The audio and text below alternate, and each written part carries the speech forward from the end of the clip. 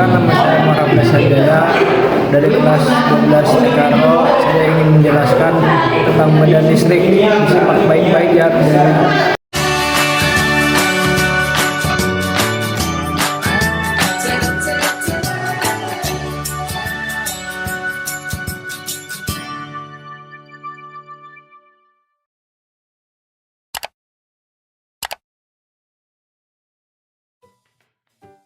Halo teman-teman, selamat datang kembali di channel YouTube Gia Academy. Semoga teman-teman selalu sehat dan terus semangat. Pernahkah teman-teman melihat petir? Gambar berikut adalah petir yang pernah terjadi dan berhasil diabadikan dengan kamera. Nah teman-teman, petir merupakan salah satu gejala kelistrikan, khususnya listrik statis. Petir dapat terjadi karena elektron di bagian bawah awan tertarik oleh proton di daratan. Teman-teman tentu masih ingat ya, apa perbedaan proton dengan elektron? Mengapa keduanya bisa saling tarik-menarik? Apakah ada hubungannya dengan konsep muatan listrik? Nah, agar pertanyaan tadi terjawab, kita akan membahas materi ini secara lengkap di video kali ini. Jadi, di video ini kita akan belajar tentang hukum Coulomb dan medan listrik. Simak terus videonya ya. Teman-teman, sebelumnya kita sudah belajar mengenai konsep muatan listrik. Muatan listrik ada dua jenis, yaitu muatan listrik positif yang disebut proton dan muatan listrik negatif yang disebut elektron. Dua muatan yang sejenis apabila didekatkan akan tolak-menolak, sedangkan yang tidak sejenis jika didekatkan akan tarik-menarik. Sekarang teman-teman paham ya mengapa proton dan elektron saling tarik-menarik. Interaksi tarik-menarik atau tolak-menolak yang terjadi pada beberapa benda bermuatan listrik yang saling didekatkan disebabkan adanya gaya elektrostatik yang sering disebut dengan gaya Coulomb. Besarnya gaya elektrostatik ini pertama kali diamati oleh Charles Augustin de Coulomb. Percobaan Coulomb ini menggunakan neraca puntir.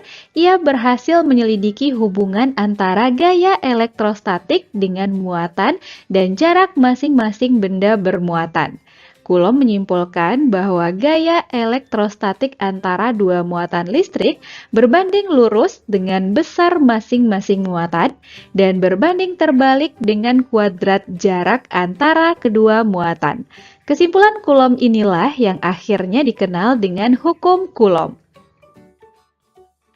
Hukum Coulomb secara matematis dapat dituliskan F sama dengan K dikali Q1 dikali Q2 dibagi dengan R kuadrat.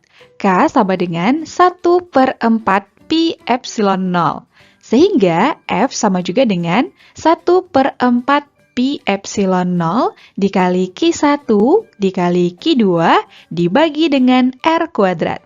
Dengan F gaya Coulomb satuannya Newton, K konstanta Coulomb nilainya 9 dikali 10 pangkat 9 Newton meter kuadrat per Coulomb kuadrat. Q1 dan Q2 muatan benda satuannya Coulomb. R jarak kedua muatan satuannya meter. Dan epsilon 0 permitivitas listrik dalam ruang hampa nilainya 8,85 dikali 10 pangkat negatif 12 Coulomb kuadrat per Newton meter kuadrat. Jika ruang antar muatan bukan ruang hampa tetapi medium lain, maka nilai permitivitasnya menjadi lebih besar dan dinyatakan dengan epsilon lebih besar dari epsilon 0 atau epsilon sama dengan epsilon R dikali epsilon 0. Epsilon permitivitas listrik dalam medium, epsilon 0 permitivitas listrik dalam ruang hampa, epsilon R konstanta dielektrik atau permitivitas relatif. Besar gaya Coulomb pada medium yang bukan udara dinyatakan dengan persamaan Fr sama dengan K dikali Q1 dikali Q2 dibagi dengan epsilon R dikali R kuadrat. Dengan Fr, gaya Coulomb dalam medium, satuannya Newton. Gaya Coulomb merupakan besaran vektor sehingga apabila ada beberapa muatan listrik dalam satu ruangan, maka resultan gaya Coulomb dapat dijumlahkan secara vektor. Di video ini, kita akan membahas besar dan arah gaya Coulomb pada beberapa susunan muatan. Pertama, kita lihat terlebih dahulu gaya Coulomb pada dua muatan sejenis dan tidak sejenis. Pada dua muatan sejenis, misalnya, muatan positif Q1 yang terpisah sejauh R dengan muatan positif Q2. Maka gaya Coulomb yang terjadi adalah F12 dan F21. F12 adalah gaya Coulomb pada muatan Q1 akibat muatan Q2. Dan F21 adalah gaya Coulomb pada muatan Q2 akibat muatan Q1. Karena muatan Q2 menolak muatan Q1, maka muatan Q1 mendapat gaya tolakan sebesar F12 ke kiri. Muatan Q1 juga menolak muatan Q2 sehingga F21 arahnya ke kanan. Kedua muatan saling tolak-menolak. Sedangkan pada dua muatan tidak sejenis, contohnya muatan negatif Q1 dan muatan positif Q2 yang terpisah sejauh R, F12 arahnya ke kanan karena muatan Q2 menarik muatan Q1 dan F21 arahnya ke kiri karena muatan Q1 menarik muatan Q2. Kedua muatan saling tarik-menarik.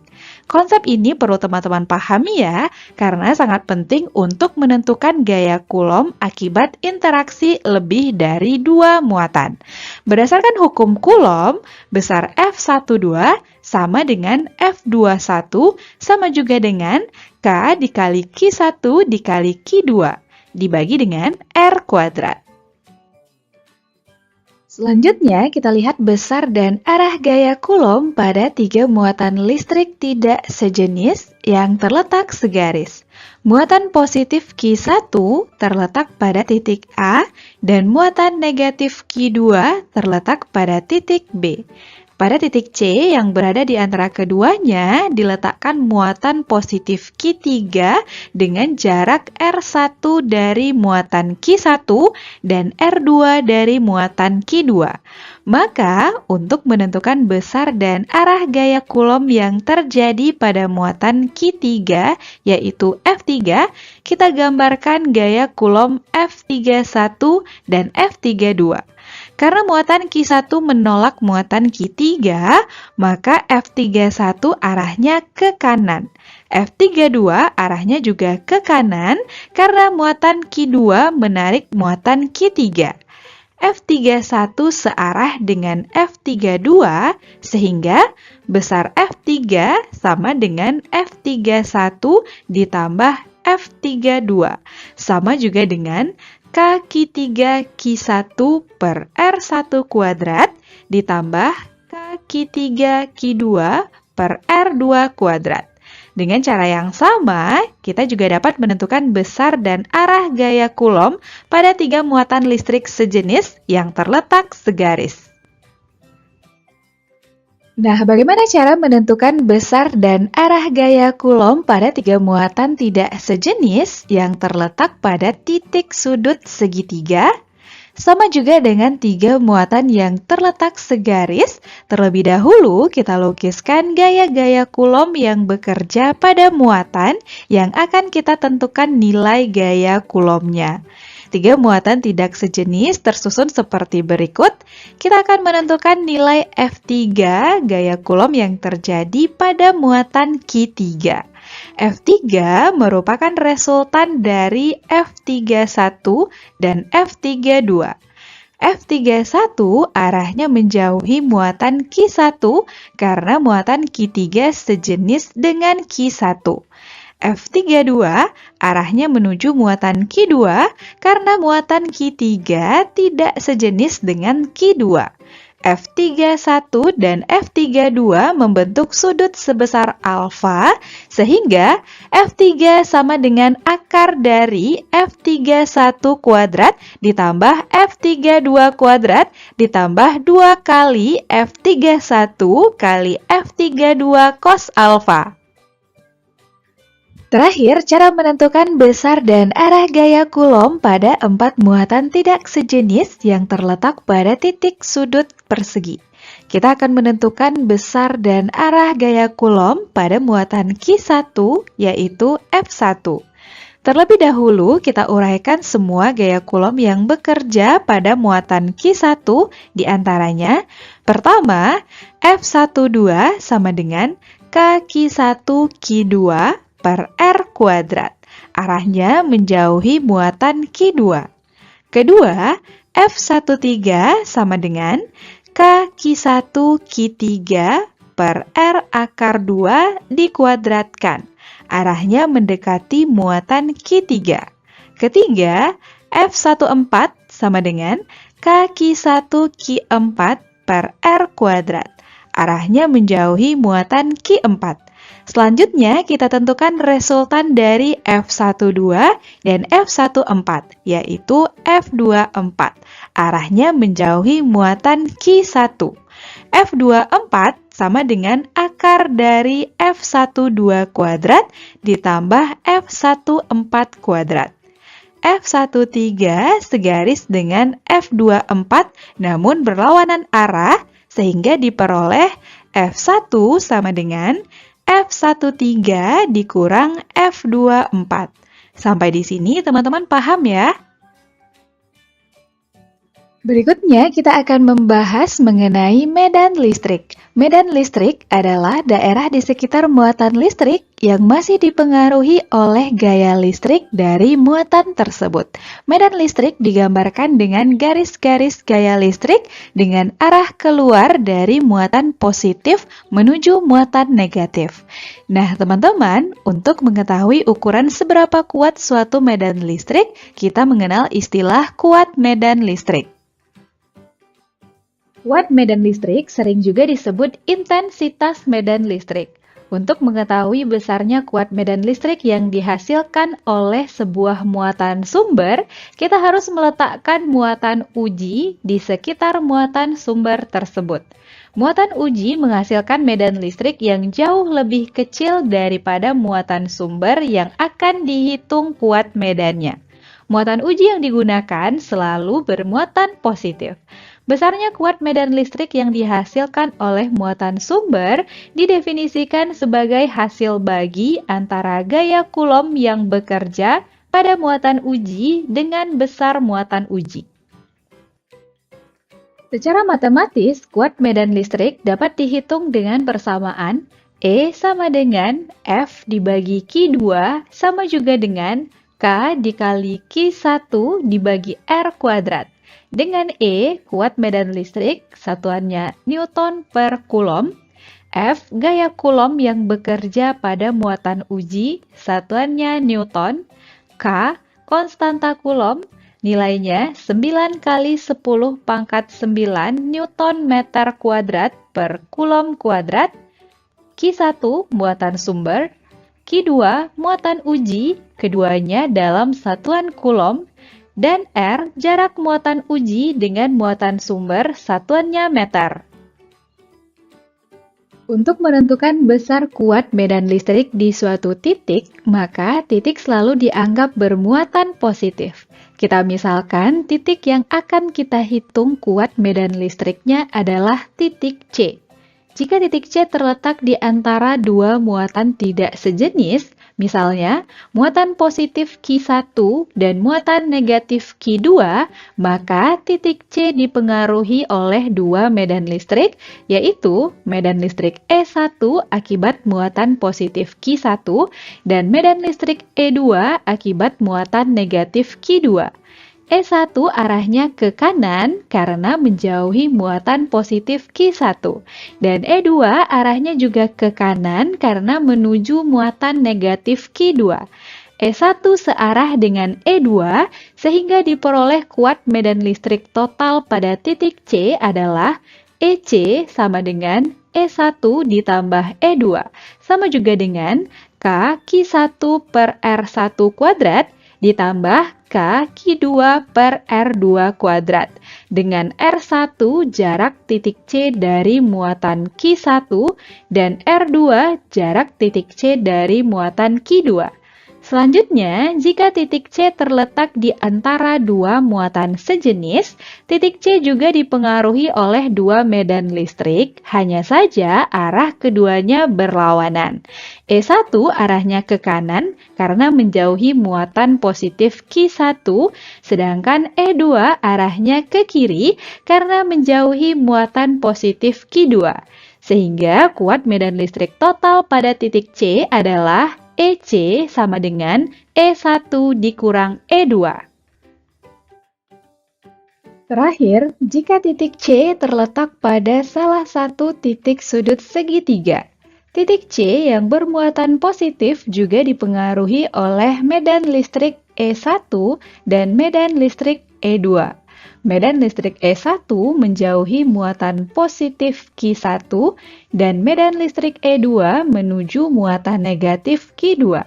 Keduanya membentuk sudut sebesar alfa sehingga kuat medan listrik total di titik C adalah EC sama dengan akar dari E1 kuadrat ditambah E2 kuadrat ditambah 2 kali E1 kali E2 cos alfa. Sampai di sini, teman-teman bisa paham ya? Agar teman-teman semakin paham, mari kita selesaikan contoh soal berikut. Soal pertama, diketahui muatan Q1 sama dengan negatif 9 mikrokulom dan muatan Q2 sama dengan positif 6 mikrokulom. Keduanya kita konversi ke satuan kulom. Jarak R sama dengan 3 meter dan K sama dengan 9 kali 10 pangkat 9 Newton meter kuadrat per kulom kuadrat. Kita diminta menentukan besar gaya kulom yang dialami kedua muatan. Kita dapat menyelesaikan soal ini dengan menggunakan hukum kulom. F sama dengan K Q1 Q2 per R kuadrat. Ingat, untuk menyelesaikan perhitungannya, kita tidak perlu memasukkan tanda muatan. Kita masukkan semua nilainya. F sama dengan 9 kali 10 pangkat 9 dikali 9 kali 10 pangkat negatif 6 dikali 6 kali 10 pangkat negatif 6 dibagi dengan 3 kuadrat. Kita lakukan perhitungan hingga diperoleh F sama dengan 54 kali 10 pangkat negatif 3, sama juga dengan 0,054 Newton. Jadi, jawabannya B. Soal kedua. Diketahui dua muatan A dan B sejenis dan tolak-menolak dengan gaya sebesar F. Kita diminta menentukan besar gaya kulom setelah muatan A diperbesar 2 kali semula, muatan B diperbesar 3 kali semula, dan jarak keduanya diperbesar 2 kali semula. Untuk memudahkan kita dalam menghitungnya, kita gunakan perbandingan gaya kulom akhir dengan gaya kulom mula-mula.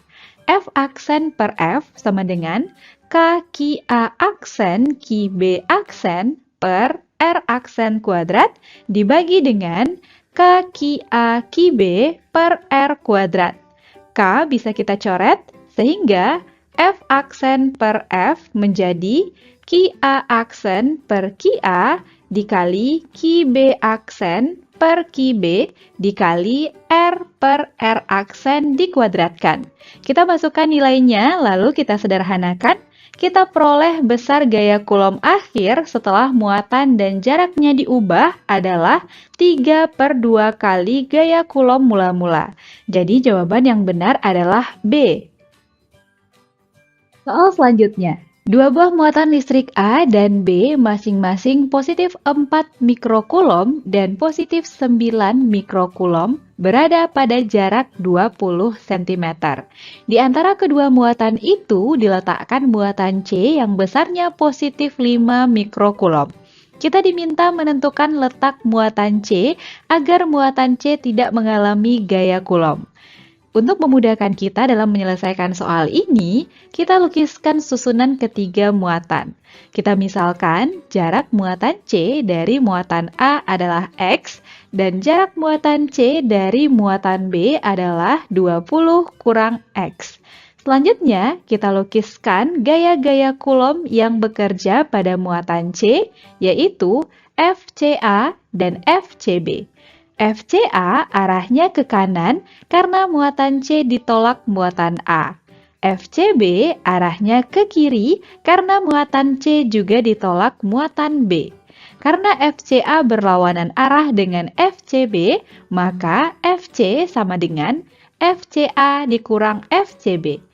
FC sama dengan 0, sehingga K, Ki C, Ki B per RCB kuadrat sama dengan K, Ki C, Ki A per RCA kuadrat.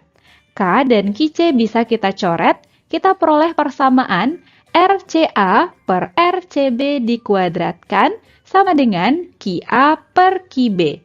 Kita masukkan nilainya. Kita peroleh X sama dengan 8 cm dan 20 kurang X sama dengan 12 cm. Ini berarti muatan C terletak 8 cm dari muatan A atau 12 cm dari muatan B. Jawabannya B. Soal keempat. Diberikan susunan 3 muatan Ki1, Ki2, dan Ki3 yang berada pada ujung-ujung segitiga siku-siku ABC seperti pada gambar. Panjang AB sama dengan BC sama dengan 30 cm. Kita diminta menentukan resultan gaya Coulomb pada muatan Ki1. Terlebih dahulu, kita lukiskan gaya-gaya Coulomb pada muatan Ki1 akibat muatan Ki2 dan Ki3. F12 menjauhi muatan Ki2 dan F13 menjauhi muatan Ki3. Kita tentukan besar masing-masingnya menggunakan hukum Coulomb. Kita peroleh F12 sama dengan 3 Newton dan F13 sama dengan 4 Newton. Selanjutnya, untuk menentukan resultan gaya Coulomb pada muatan Ki1, kita gunakan persamaan F1 sama dengan akar dari F12 kuadrat ditambah F13 kuadrat ditambah 2F12 F13 cos alfa. Alfa sama dengan 90 derajat, sehingga cos alfa sama dengan 0. Maka F1 sama dengan akar dari F12 kuadrat ditambah F13 kuadrat. Kita masukkan nilainya, kita peroleh F1 sama dengan 5 Newton. Jadi jawaban yang benar adalah B. Soal terakhir, 2 muatan listrik terpisah seperti pada gambar. Titik C berada di antara kedua muatan berjarak 10 cm dari A. Jika Ki A sama dengan 3 mikrocoulomb dan Ki B sama dengan negatif 4 mikrocoulomb, kita diminta menentukan besar kuat medan listrik di titik C karena pengaruh muatan A dan muatan B. Terlebih dahulu, kita tentukan arah kedua medan listrik yang bekerja pada titik C. Medan listrik akibat muatan A yaitu EA arahnya menjauhi muatan A yang merupakan muatan positif. Sedangkan medan listrik akibat muatan B yaitu EB arahnya menuju muatan B yang merupakan muatan negatif. Karena EA dan EB searah, maka kuat medan listrik total pada titik C yaitu EC sama dengan EA ditambah EB. Kita gunakan persamaan kuat medan listrik, kita masukkan nilainya dan kita lakukan perhitungan. Kita peroleh kuat medan listrik total pada titik C sebesar 36 dikali 10 pangkat 5 Newton per Coulomb. Jawabannya D.